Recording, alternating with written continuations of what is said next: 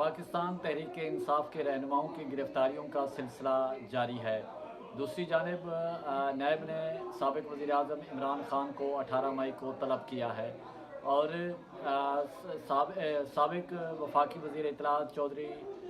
फवाद को गिरफ़्तार करने की जब कोशिश की तो उन्होंने गाड़ी से उतरते ही दौड़ लगा दी और इस्लामाबाद हाई कोर्ट में जाके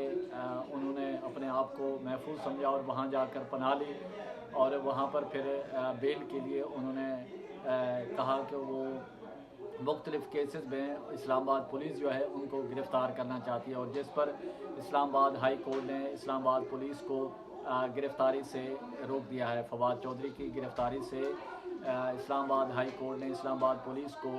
रोक दिया है कि उन्हें गिरफ़्तार ना किया जाए दीगर मुकदमात में, और जब आइंदा पेशी होगी तो उसमें वो तमाम केसेस में जिस तरह उनकी तफसील है तो वो ज़रूर उसमें पेश होंगे। और आपको ये बताते चलें कि सेकंड में जो तहरीक इंसाफ के मुख्तलिफ जो रहनुमा हैं उनकी गिरफ़्तारी का सिलसिला जारी है और अली ज़ैदी को भी अब हाउस अरेस्ट कर दिया गया है और उनको ज़राए का बताना है कि शायद किसी दूसरी जेल शिफ्ट करना चाह रहे थे, जिस पर उन्होंने माज़रत की और मिन्नत समाजत की और जिसके बाद उनको उनके घर में नज़रबंद कर दिया गया। और जिस तरह हमने आपसे गुजारिश की कि साबिक वज़ीर-ए-आज़म इमरान खान को 18 मई को तलब किया है और उनके नैब के हवाले से जो केसेस है अल-कादिर ट्रस्ट, उस हवाले से नैब ने साबिक वज़ीर-ए-आज़म इमरान खान को 18 मई को तलब किया है और वहाँ पर जो ज़रूरी उनसे सवालात और जवाबात होंगे, या हो सकता है कि नैब जो है साबिक वज़ीर-ए-आज़म इमरान खान को एक सवालनामा दे और फिर साबिक वज़ीर-ए-आज़म इमरान खान अपने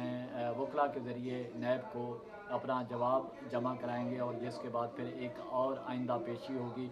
और इमरान खान को जवाब जमा कराने के लिए मोहलत दी जाएगी और जिसके बाद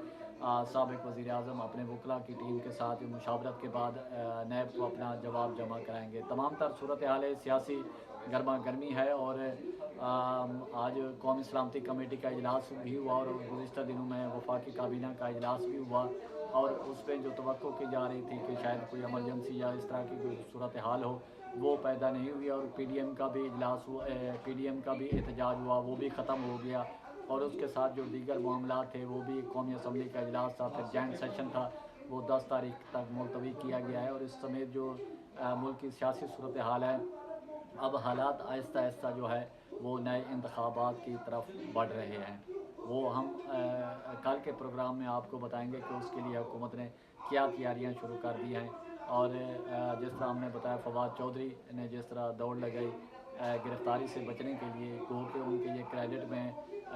अच्छा नहीं है, क्योंकि कोई भी सियासी शख्सियत होती है उसका जो हर एक्ट है वो उसकी ज़िंदगी भर जो सियासत का है वो पीछा करता है। माजी में हमने देखा 1970 उनसे सुनते आए